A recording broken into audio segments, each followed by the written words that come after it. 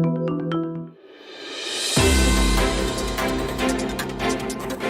working very close with representatives from Texas, and it's a horrible thing that took place.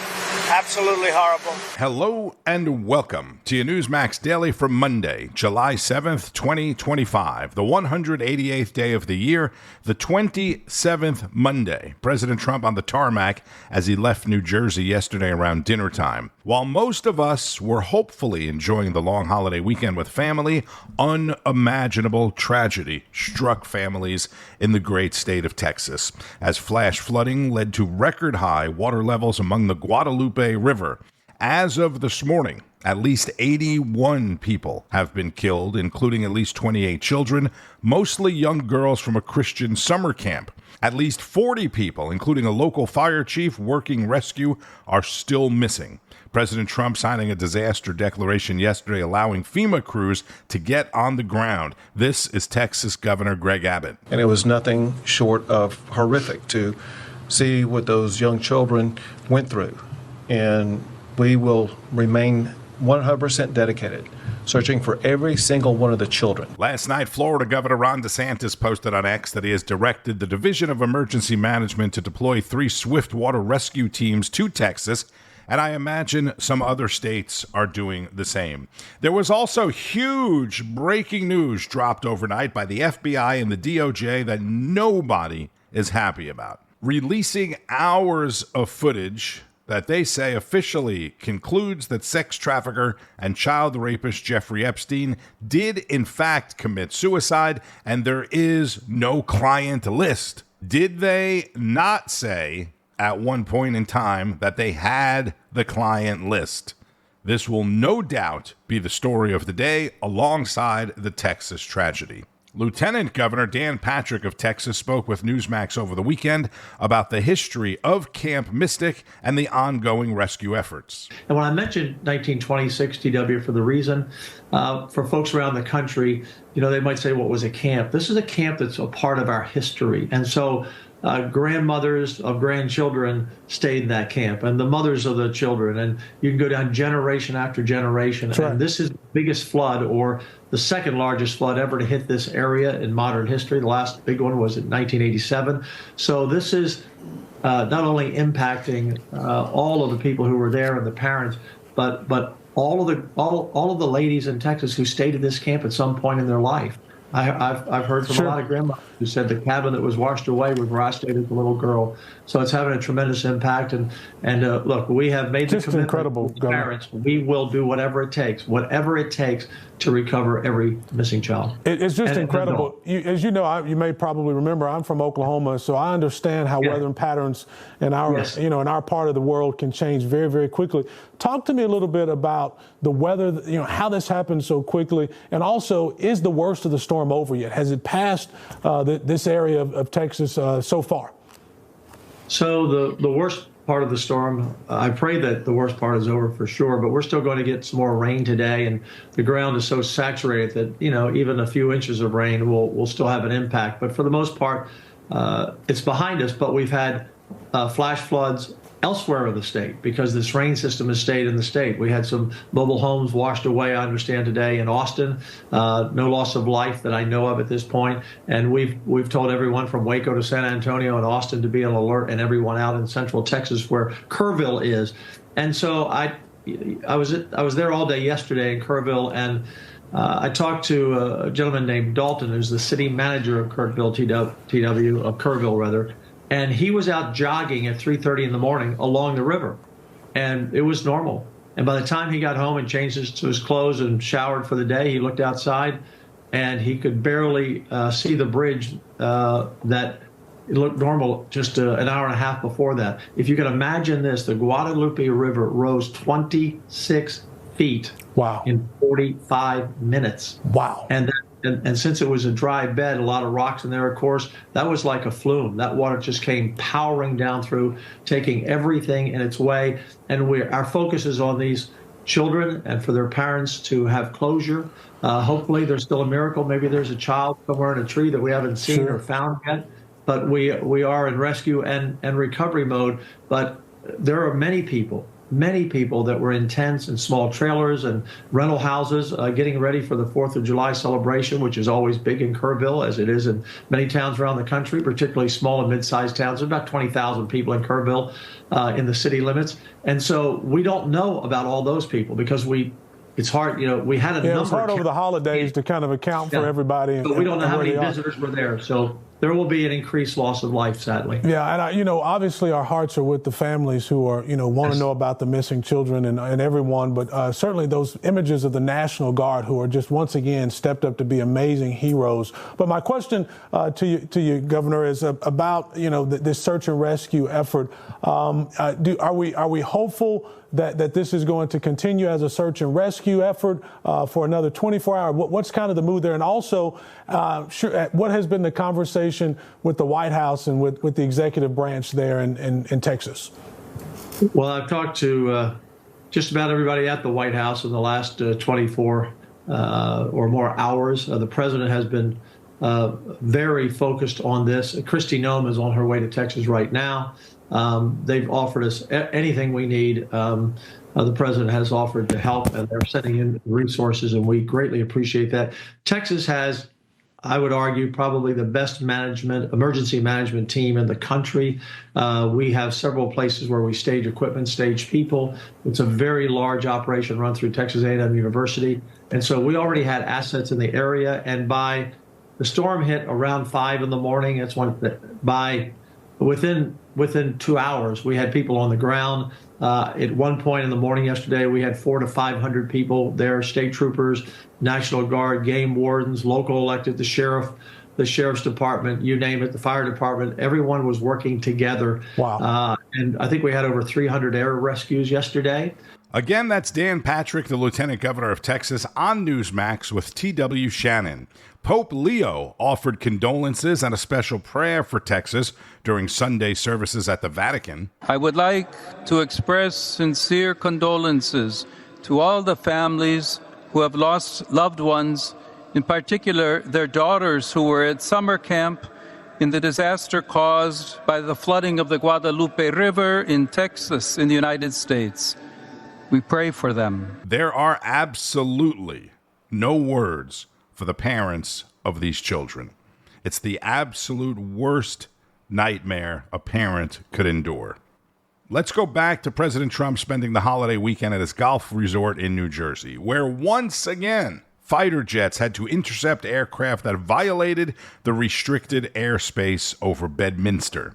Yesterday alone, at least 3 planes flew into the restricted airspace. This has also happened literally dozens of times over the president's home in Palm Beach as well. And although it's mostly civilian pilots unaware of the temporary restrictions because they only go into place when the president is actually there, but it is something that has to be taken very seriously, right? The other big news, Elon Musk, the world's richest person, and I guess at this point we could call him former ally of the president, announced over the weekend that he's officially creating a third political party, the America Party, to eliminate the Uniparty and lower the deficit after President Trump signed his one big beautiful bill into law back on Friday. The president was asked about that yesterday as well. And I think starting a third party just adds to confusion. It really seems to have been developed for 2 parties. Third parties have never worked. So he can have fun with it, but I think it's ridiculous. This is Newsmax congressional correspondent Alana Austin with a breakdown of the bill. So much that Republicans are celebrating in this bill. Many conservative victories, the message being help is on the way to reverse the economic woes and the border crisis from the Biden-Harris administration. So House Speaker Mike Johnson and GOP lawmakers, almost all of them, supported this, got this across the finish line in time for the Independence Day holiday. Johnson telling Newsmax last night to Rob Finnerty on our program, this is the most conservative conservative policy achievement in a generation. Increased border security, expanding the child tax credit, a new savings account as well for newborns. Supporters say there will be across-the-board wins for everyone. The federal government is also now authorized to hire tens of thousands of new ICE and Border Patrol agents, restart construction of the border wall, and enhance the enforcement capacity. All of this supposed to help mass deportation efforts and a crackdown on trafficking operations, too. Republicans also project that energy costs will go down with the expansion to domestic production goals and slashing of burdensome regulations. The bill calls for refilling the Strategic Petroleum Reserve and investments in stronger energy independence. Missouri Republican Senator Josh Hawley points out that victims of government-caused nuclear radiation, they will be seeing bigger compensation. Cancers and other illnesses that have affected people through toxic exposure, specifically veterans, healthcare workers, minors, and communities in multiple states should see more support and screening. Well, House Speaker Mike Johnson says for those fiscal hawks who wanted to see deeper spending cuts to the plans, there will be another crack at this. They will start that work in the mid-fall. Take a listen. We're going to get the ship of state back in the right direction on a fiscal trajectory that is sound. And I want that message to be heard loud and clear by the bond markets and the stock market, investors, job creators, risk takers, and entrepreneurs everywhere. Come to America, and if you're in America, build more, because we are going to create the economy that allows for you to flourish. We're also hearing celebrations as well from the pro-life community. There was a defunding of Planned Parenthood component of this, Tracy, between the Dobbs decision and then the Supreme Court's recent decision that supported South Carolina axing funding from Planned Parenthood, even if it's not specifically for abortion, but for other health care. We're hearing there could be abortion clinics that close down in various parts of the country. Newsmax congressional correspondent Alana Austin, and this is Bob Brooks, co-host of American Agenda on Newsmax. I sent this text out quite a few times last night. Oh, ye of little faith. I'm not naming any names, but wow, has President Trump proven so many people wrong in 5.5 months? That includes many people who voted for him in November. You know who you are. That includes members of Congress, other world leaders. It's all kinds of people. I hope now you are finally on board. Let's start with the one big, beautiful bill. This was President Trump's plan all from the start. I like one big, beautiful bill, and I always have, I always will. We're looking at the one bill versus two bills, and whatever it is, doesn't matter. We're going to get the result. Plenty of naysayers out there said it was impossible, let alone have it signed by today. Remember what some members of Congress were suggesting at the beginning of this idea? Well, I'll point to this. Senate Majority Leader John Thune, he was kicking around the idea of those two bills, as you heard from President Trump. The first one, it would be about border defense and energy. The second would be about tax policy. I think not. That wasn't going to cut it for the president. He had to give them a kick in the ass is basically what he had to do. And I don't blame Senator Thune or anyone else for thinking differently. The way I see it, President Trump is reminding the GOP and really the country of what is possible. And it's refreshing. It's a reminder of what winning is like and what it takes. And yes, that means at times working throughout the night on behalf of the American people, even if it means through a holiday. Being in Congress is a privilege, not a luxury, contrary to what some people in there think. And here's what they wrote in New York Magazine about this bill. Thanks to this bill, Trump could resign tomorrow and still point to an enduring legacy. That's it. It's cemented. Trump just a little while ago signing the big, beautiful bill outside the White House. Here's some of that. In a few moments, we're going to make official the greatest victory yet, when I signed the one big, beautiful bill. And before I start, I want to tell you that I've never seen people so happy in our country because of that, because so many different groups of people are being taken care of. The golden age of America is upon us. We are in the golden age. It's going to be a period of time, the likes of which I don't think this country has ever experienced before. We're going to make America great again, and it's happening very fast. Look, the status quo of dragging our feet on everything government related just isn't going to cut it for him, and we shouldn't accept that as citizens either. Congress should be pushed to the edge to get work done. But you know what? Like anything else, after you've been pushed to the limits that you thought you had, you'll find out there are new limits that you can handle. You're tougher than what you thought, that you can push the boundaries even further. And I truly believe that's what the president is showing Congress that they can do. They just needed someone in the Oval Office to remind them, hey, it's possible. That thinking outside the box is possible. Like my next point, tariffs. Oh, man, did I get so many texts and calls from people saying, oh, what in the world is he doing? Everyone in the world all of a sudden became a global economic expert. The economy, everybody, the stock market, it was all going to come crashing down. Donald Trump is clearly crashing the economy in real time, and he's driving us toward a recession. We're on the road to both inflation and recession. Inflation-weary Americans will see even higher prices on virtually everything. And that adds to the deepening concerns among economists that the U.S. and indeed much of the world may be on a collision course with a recession. To the people who called me concerned, I said, well, number one, he campaigned on this. What do you think he was doing? What do you think was going to happen? And number two, give it some time. My God.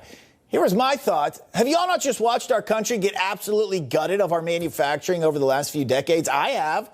Are we supposed to just carry on with our heads buried in the sand? It's about time someone does something.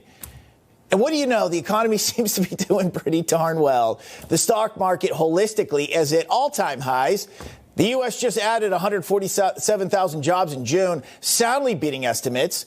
The unemployment rate fell from 4.1%. It was up to 4.2%. The Bureau of Statistics reported on Thursday the job gains for April and May. Guess what? They were revised up by a combined 16,000. Y'all remember this? When the Biden-era jobs reports came out, they all had to be revised down eventually. Trump's are up, being revised up.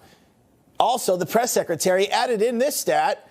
American-born workers have accounted for all of the job gains since President Trump took office, and wages continue to rise. That is what I am talking about. That's what we voted for, taking care of Americans.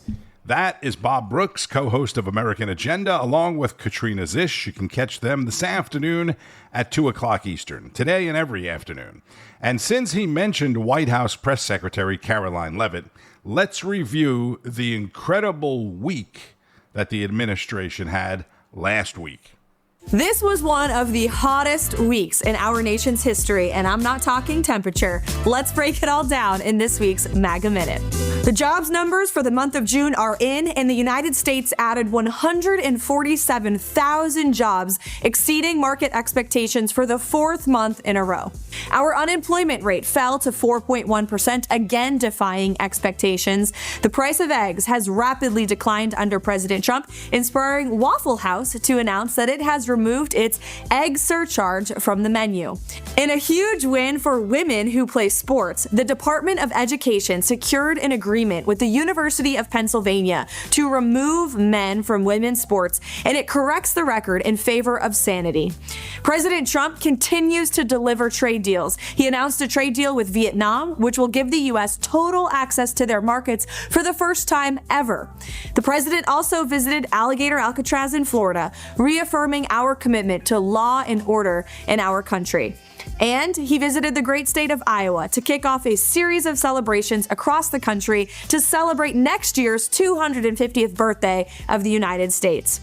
And finally, Congress worked hard to deliver the one big beautiful bill to President Trump's desk. This bill means no tax on tips, no tax on overtime, no tax on Social Security, and a big beautiful tax cut for everyone. It's on the way. And for those of you celebrating our nation's birthday, the cost of a 4th of July cookout for 10 people skyrocketed by more than 20% under Joe Biden, but that cost has dropped under President Trump. This 4th of July, we are celebrating not only the birth of our great nation, but the birth of a golden age of economic prosperity for you and your family. And the best is yet to come. Press Secretary Caroline Leavitt in a video posted to the White House X account. I mentioned on the Independence Day edition of the Newsmax Daily, yes, there was a Newsmax Daily on Friday, that according to AAA, this weekend's gas prices were the lowest nationwide in the last 4 4th of July weekends. 4 years. What was going on then? It's still too high gas here in Florida anyway.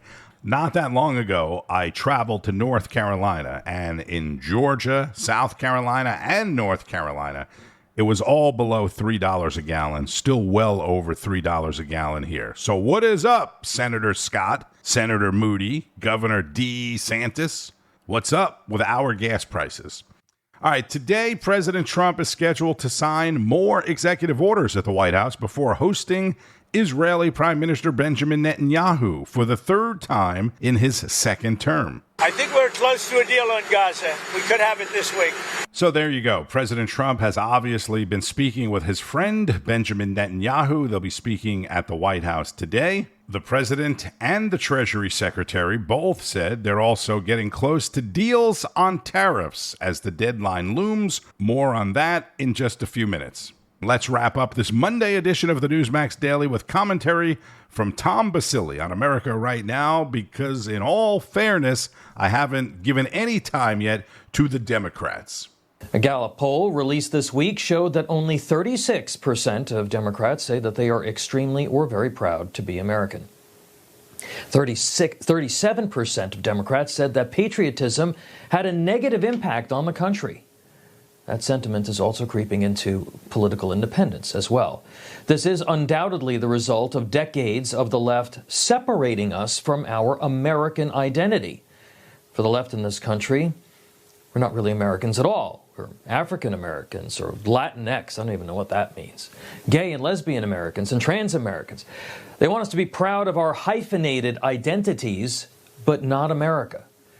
Teddy Roosevelt warned of this corrosion. He said, quote, "There can be no divided allegiance here. Any man who says he is an American but then something else also isn't American at all. We have room for but one flag, the American flag, one language here, and that is the English language, and we have room for but one sole loyalty." American pride is healthy, and it is a great strength of this nation because it is properly ordered spiritually. This is what I mean by that. Our founders were religious men. John Adams famously said that our Constitution was created only for a moral and religious people. You can be proud of being an American, and it's not sinful pride or cultish pride, because in valuing the Judeo-Christian foundations of this country, we acknowledge the supremacy of God's truth over man-made creation. American pride doesn't place the country or the government above biblical truth. In fact, by definition, it subjugates the republic in the presence of the Almighty. On the other hand, Marxists and socialists are by definition amoral and atheist, which means they should have no place in our schools or our government and our media. But because of our Constitution, they are afforded the ability to hold and speak even their toxic ideology. And this is what Ben Franklin meant by "we've given you a republic if you can keep it." Our founders knew that the fight for independence was really just beginning. Perhaps they couldn't have fathomed the world in which we live with instant communication and global networks of radicals and anti-American ideologies embedded in our schools, but they did know that keeping our republic would be a constant fight against enemies not only foreign but also domestic, people who would attempt to divide and denigrate this nation, and those who would give government so much power that our republic would become akin to a monarchy again. You know, every U.S. military service member, every federal employee, and all elected officials except the president take an oath to defend the Constitution against, quote, all enemies, both foreign and domestic. That language was drafted during the Civil War when adherence to another radical ideology, slavery, nearly ripped the nation apart for good. The Gallup poll shows that divisive ideologies are making headway in our society. Our choice now is to allow that advance and ultimately the destruction of the nation, or recognize that our fight for our republic is ongoing. The latter requires each of us to play a role in fighting for it. Teach your kids and your grandkids correct history. Fly the American flag. Attend a parade this weekend. Treat someone with respect. Say please and thank you, sir and ma'am. Learn English. Support a community nonprofit. Volunteer. Go to church. go to church and pray for our country, maybe even run for office. We all can do our part. To the young people out there, and yes, also the angry mobs of Democrat socialists, patriotism and pride in America is okay. It's a good thing. It is grounded in objective truth that our unity around the greatest aspirations of the Republic, dating all the way back to its founding, are to be recognized as the reason that we have become the strongest nation on earth. That's Tom Basile, host of America Right Now, Saturday mornings at 9 Eastern on Newsmax. And on Wall Street, stocks opening the new week flat to slightly negative after reaching new all-time highs last week. Investors are basically waiting to hear what the White House will say about tariffs or what's going to happen with tariffs ahead of this week's tariff deadline. Treasury Secretary Scott Bessent over the weekend said there are deals with other countries that are going to happen within coming days. Oil is lower this morning after OPEC Plus voted to increase oil supplies over the weekend. And there are a couple of marquee earnings investors will be watching this week, mainly Delta Airlines and Conagra Foods. Bitcoin and most other major cryptocurrencies basically flat right now. At the time of this recording, Bitcoin is at 108,300 and change. Ethereum at 2550. And XRP is at $2.28. That's up 2 cents. I don't want to name any names, but basically everyone who's someone in crypto and even not in crypto told me how I urgently needed to get into XRP, and it hasn't done anything. I think I got in around 220. Now it's 228. So many crypto people have reached out to me on X over the course of time. So some of you can let me know when the XRP explosion is going to happen. At @radio_Marino. You can also comment on anything else, positive or negative. All right. Be sure to keep up with all of today's news and breaking developments on Newsmax, N2, and at Newsmax.com. Also, be sure you have the Newsmax app on your phone so you can stay up to date anywhere, anytime. The news starts each and every morning with Wake Up America, followed by National Report, Newsline at noon, American Agenda, The Chris Salcedo Show, Greta Van Susteren, Carl Higbee, Rob Schmitt, Finnerty, Greg Kelly, The Right Squad, and much, much more. I'm Tony Marino. If you did miss Friday's Independence Day edition of the Newsmax Daily, make sure you listen to that episode. Have a terrific rest of the day, which is World Chocolate Day, by the way, celebrating all things chocolate. Not to be confused with National Chocolate Day, which is in October. Pay attention, think about the folks in Texas, and keep on fighting the good fight. News breaks every minute, every day. You need the app, the Newsmax app. Find it free on your smartphone store. Then watch us anytime, anywhere. Information. Truth. Is freedom. Is Newsmax. It's real news for real people.